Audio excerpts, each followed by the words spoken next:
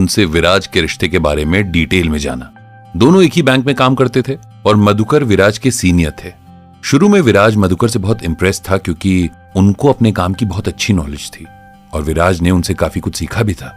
दिक्कत तब शुरू हुई जब विराज ने सबकॉन्शियस माइंड पर अपनी नॉलेज और रिसर्च को एक सोशल मीडिया पेज और वीडियो चैनल के जरिए लोगों तक पहुंचाना शुरू कर दिया। वैसे तो मधुकर को विराज के इस काम से खासी चिढ़ थी, जिसका रीजन शायद उनका खुद को सबसे ज्यादा इंटेलिजेंट समझना था। लेकिन दूसरी तरफ मधुकर ने विराज के लगभग हर ऑनलाइन सेशन और ऑफलाइन सेमिनार को अटेंड करना शुरू कर दिया था। विराज को इस बात से परेशानी नहीं थी, परेशानी मधुकर के एटीट्यूड से थी, क्योंकि वो विराज के सेशंस को कुछ सीखने या जानने के लिए अटेंड नहीं कर रहे थे। उनका मोटिव कुछ और था, ये यूं कहें कि उनका इरादा ही नेगेटिव था। उन्हें हर हाल में विराज को नीचा दिखाना था। उसकी कही बातों में कुछ न कुछ ऐसा ढूंढ निकालना था जिसे वो गलत साबित कर सके, जिस पर बहस कर सके। लेकिन ये सब करते करते विराज से लड़ते लड़ते कुछ ऐसा होने लगा जिसने मधुकर शर्मा की सोच को बदल कर रख दिया। जिस विराज को गलत साबित करने के लिए वो उसके साथ ऑफिस पॉलिटिक्स के सबसे घटिया लेवल तक उतर गए थे, उसी विराज की वजह से उन्हें अपनी लाइफ की सबसे बड़ी प्रॉब्लम से छुटकारा मिला था। और एक टाइम पर विराज से हर वक्त लड़ने भिड़ने को तैयार मधुकर अब मन ही मन विराज को दुआएं दे रहे हैं और उसे शुक्रिया कहने का मौका ढूंढते हुए उसके हर प्रोग्राम में जा रहे थे। लेकिन कहते हैं ना कि किसी को थैंक यू कहना बहुत आसान होता है, लेकिन सॉरी कह पाना बहुत मुश्किल काम होता है, क्योंकि सॉरी कहने के लिए अपनी ईगो को किनारे रखना पड़ता है, अपनी गलती माननी पड़ती है और किसी के आगे झुकना पड़ता है। वैसे तो ये हर इंसान के लिए मुश्किल काम ही है, लेकिन मधुकर जैसे ईगोइस्टिक पर्सन के लिए तो ये बहुत मुश्किल हो गया है। मधुकर विराज से माफी मांग पाए या नहीं, ये तो हम आखिर में जान ही लेंगे। लेकिन उससे पहले सुनते हैं कि ऐसा क्या हुआ था जिसकी वजह से मधुकर का मन विराज के लिए बदल गया। हुआ यूं कि मधुकर को पिछले कई दिनों से अपनी हेल्थ में कुछ परेशानियां महसूस हो रही थी। उनके पेट में हल्का हल्का दर्द रहने लगा था, खाना भी ठीक से नहीं पचता था, हर वक्त एसिडिटी और उल्टी आने जैसी प्रॉब्लम बनी रहती थी।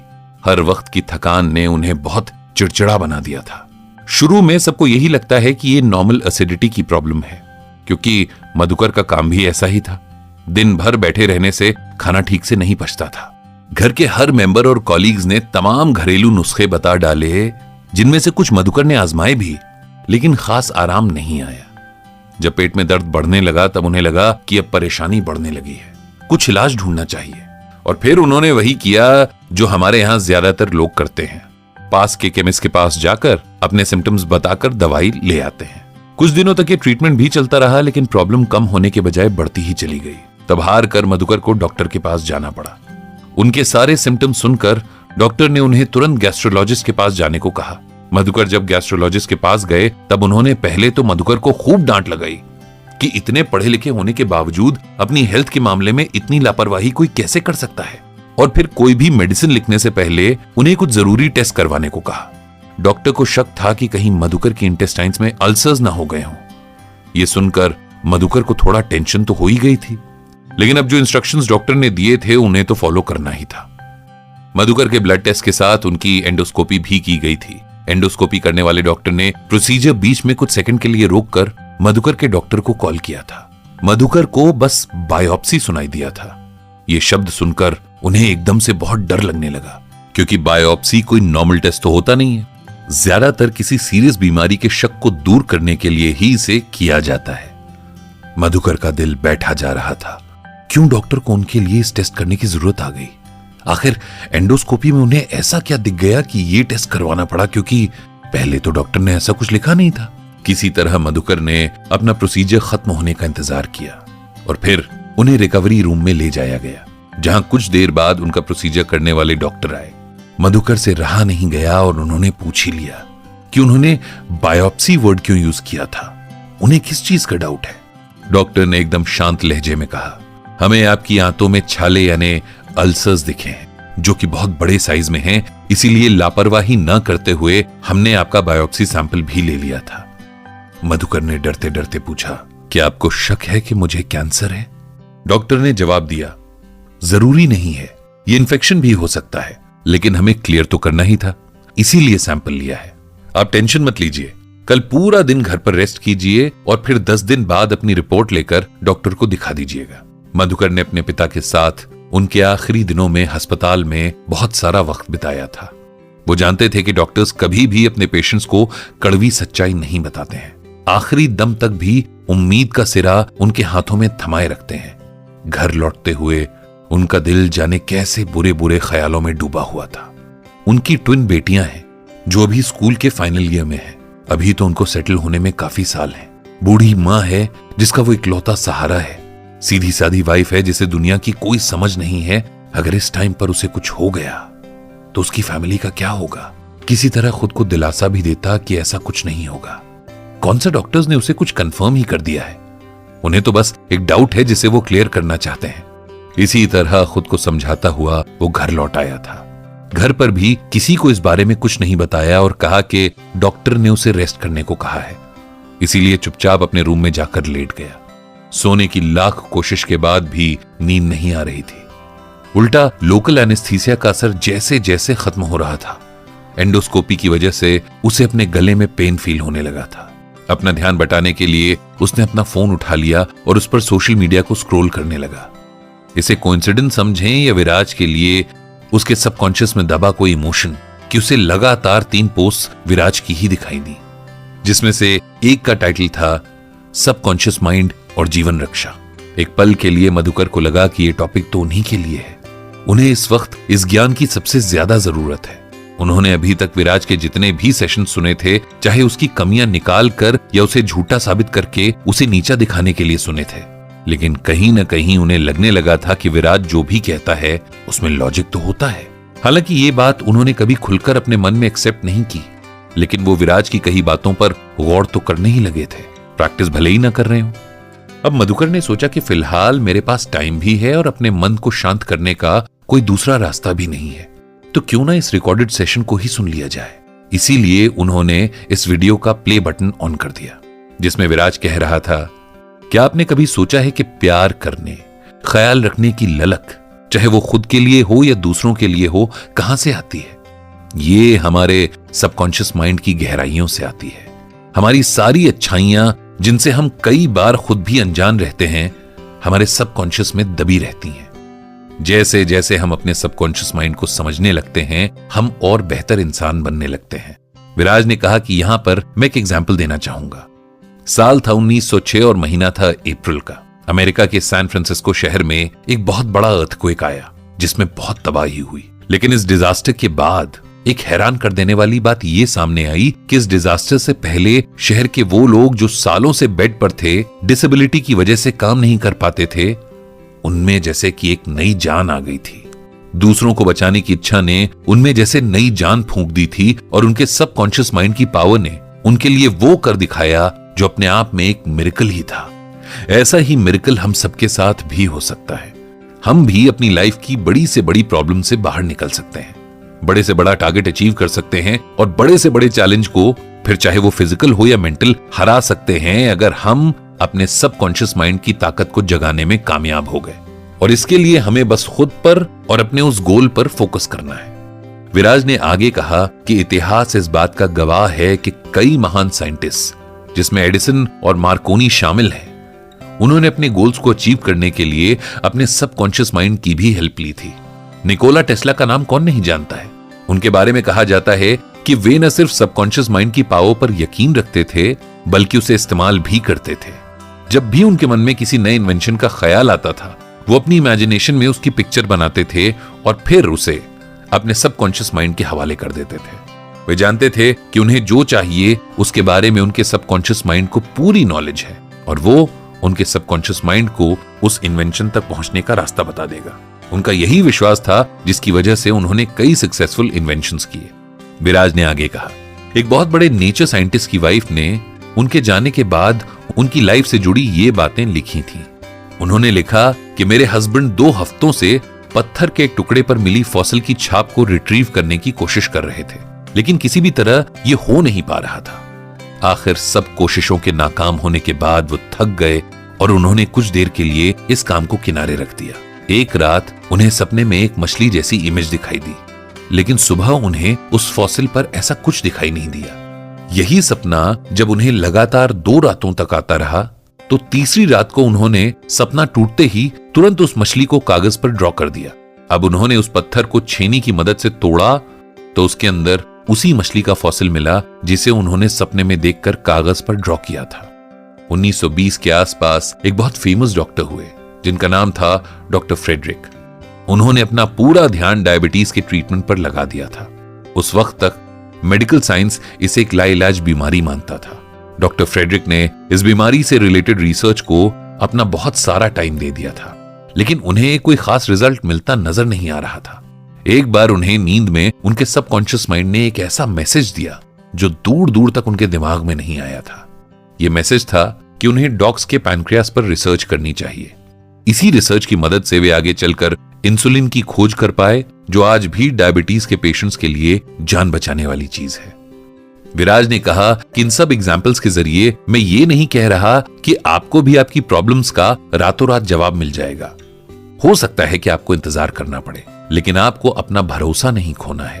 हर रात को सोने से पहले अपनी प्रॉब्लम को अपने सबकॉन्शियस माइंड के हवाले इस तरह छोड़ देना है जैसे आप बस उसी के भरोसे हो। अगर आपको सोल्यूशन मिलने में ज्यादा टाइम लगे तो इसका कारण यह भी हो सकता है कि कहीं ना कहीं आप डाउट में हो कि इतनी बड़ी प्रॉब्लम का सोल्यूशन पॉसिबल भी है या नहीं। हम सभी को यही लगता है कि हमारी प्रॉब्लम्स मुश्किल हैं। अगर मुश्किल ना होती तो हम उन्हें प्रॉब्लम्स ही क्यों कहते, लेकिन ये परसेप्शन ही गलत है। आपका, हम सबका सबकॉन्शियस माइंड हर लिमिट से परे है। इस पर पूरा विश्वास रखकर ही इसे काम सौंपें। उसे वो सोल्यूशन दिखाएं जो आप अपनी परेशानी के लिए चाहते हैं। जैसे कि अगर आपको हार्ट रिलेटेड इशू है तो अपने सबकॉन्शियस माइंड को यह दिखाएं कि आपका हार्ट एकदम परफेक्टली काम कर रहा है। इसके लिए खुद को बार बार और खासकर सोने से पहले अपनी इमेजिनेशन में वो काम करता हुआ देखें जो एक हेल्दी हार्ट वाला पर्सन कर सकता है, जैसे कि खुद को तेज भागते हुए देखना, जिम में हेवी वर्कआउट करते हुए देखना वगैरह। विराज ने कहा कि हम सबकी लाइफ में कभी ना कभी ऐसा होता ही है कि हम बहुत टफ सिचुएशंस में फंस जाते हैं। हमें न तो खुद समझ आता है कि क्या करें और न ही कोई हमें यह समझा पाता है। ऐसी सिचुएशन में सबसे अच्छा तरीका है कि उस इशू को या प्रॉब्लम को अपने सबकॉन्शियस मन के हवाले कर दें। उससे कहें कि अब तुम ही कोई रास्ता निकालो जो मेरे लिए बेस्ट हो। आप देखेंगे कि वाकई आपको ऐसा रास्ता दिख जाएगा जिस पर चलने से आपकी मुश्किल हल हो जाएगी। इसके लिए एक टेक्निक है जिसे मैं बार बार बताता हूं। आज आप सबको एक बार फिर बता रहा हूं। हर रात सोने से पहले अपने बेड पर अपने शरीर को एकदम ढीला छोड़ दें, एकदम शांत, जिसमें कोई हलचल ना हो। आपका पूरा ध्यान आपके मन पर होना चाहिए। अब अपने मन में अपनी प्रॉब्लम का सॉल्यूशन सोचें। याद रखें कि आपको प्रॉब्लम नहीं सोचनी है, आपको उसका सॉल्यूशन सोचना है। अपने सबकॉन्शियस माइंड की हेल्प से इस प्रॉब्लम से बाहर निकलने का रास्ता ढूंढें और अपने सबकॉन्शियस तक बार बार इस सॉल्यूशन को पहुंचाएं। अब मैं आपको एक एग्जांपल देता हूं। सपोज कोई बिजनेसमैन है जो बहुत ज्यादा कर्ज में डूबा हुआ है। उसने सभी तरह की कोशिशें करके देख ली हैं, लेकिन उसे इस कर्ज से पार पाने का कोई रास्ता नजर नहीं आ रहा है। ऐसे में उसे इस टेक्निक का फायदा कैसे उठाना चाहिए? उसे अपने कॉन्शियस माइंड में कोई ऐसा सोल्यूशन ढूंढना चाहिए जिससे उसकी प्रॉब्लम दूर हो जाए। जैसे कि एक सोल्यूशन यह भी हो सकता है कि कोई बड़ा इन्वेस्टर उसके बिजनेस में इन्वेस्ट कर दे। अब उसे बार बार यह सोल्यूशन अपने सबकॉन्शियस माइंड तक पहुंचाना चाहिए कि मेरे बिजनेस में एक बड़े इन्वेस्टर ने बहुत बड़ा इन्वेस्ट कर दिया है, जिससे मेरी प्रॉब्लम सॉल्व हो गई है।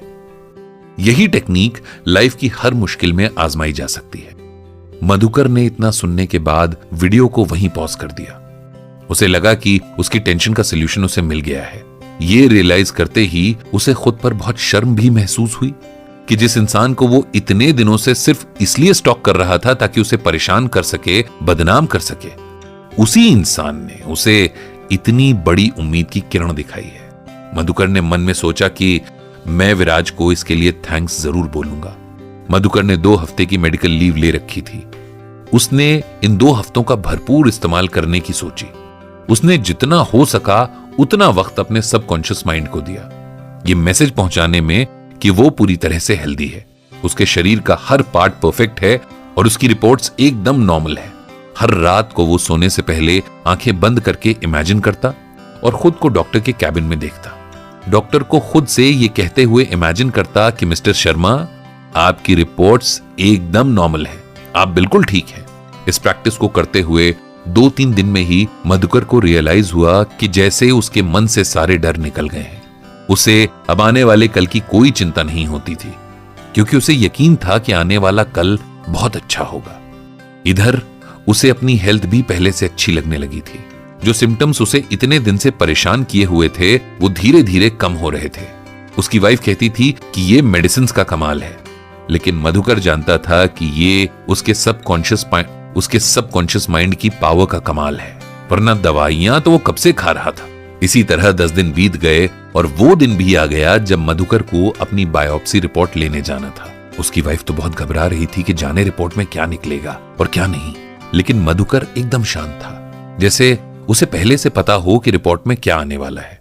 रिपोर्ट लेकर वो डॉक्टर के पास गया। डॉक्टर ने रिपोर्ट देखी और मधुकर से पूछा कि उसके जो सिम्टम्स थे उनका क्या हाल है। मधुकर ने कहा कि मेरे सारे सिम्टम्स तो जैसे गायब ही हो गए हैं। डॉक्टर ने कहा कि आपको अभी तुरंत अपने पेट का एक अल्ट्रासाउंड करवाना पड़ेगा। और दिनों की बात होती तो मधुकर घबरा जाता कि ये अब अल्ट्रासाउंड क्यों करवा रहे हैं, लेकिन पिछले 10 दिनों ने उसे अंदर से बहुत बदल दिया था। अब उसे एक गहरा यकीन हो चला था कि जो भी होगा अच्छा ही होगा, क्योंकि उसने अपनी जिंदगी की डोर अपने सबकॉन्शियस माइंड को सौंप दी थी। अल्ट्रासाउंड की रिपोर्ट लेकर मधुकर डॉक्टर के पास गया तो डॉक्टर जैसे एकदम से चौंक पड़े और बोले, सर, मैंने अपने इतने सालों के करियर में ऐसा केस नहीं देखा। मधुकर ने डरते हुए अपनी रिपोर्ट के बारे में पूछा तो डॉक्टर ने जवाब दिया, जब आपकी एंडोस्कोपी हुई थी तब हमें पूरा शक था कि आपको कोई सीरियस प्रॉब्लम है, इसीलिए आपकी बायोप्सी करवाई थी। लेकिन पहली अच्छी खबर यह है कि आपकी बायोप्सी रिपोर्ट बिल्कुल ठीक आई है। दूसरी बात यह है कि बायोप्सी की रिपोर्ट के बिना मैं आपका प्रॉपर ट्रीटमेंट शुरू नहीं कर सकता था, इसीलिए मैंने आपको सिर्फ एसिडिटी की मेडिसिन दी थी और साथ में मल्टीविटामिन्स दिए थे। जब आपने कहा कि आपके सिम्टम्स में काफी सुधार है, तभी मैंने आपका अल्ट्रासाउंड करवाया और मुझे यह देखकर खुशी और हैरत दोनों है कि आपके पेट के अल्सर्स बहुत कम रह गए हैं। बिना किसी ट्रीटमेंट के इतनी जल्दी इतना इंप्रूवमेंट मैंने कभी नहीं देखा। यह सुनकर मधुकर की आंखों में खुशी के आंसू आ गए थे।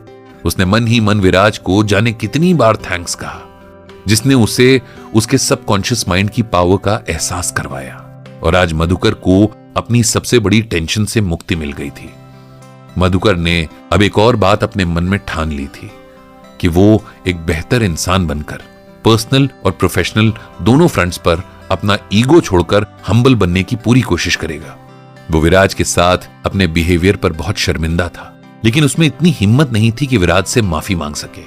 उसने विराज के लगभग हर आर्टिकल को पढ़ा और उसके हर वीडियो को देखा।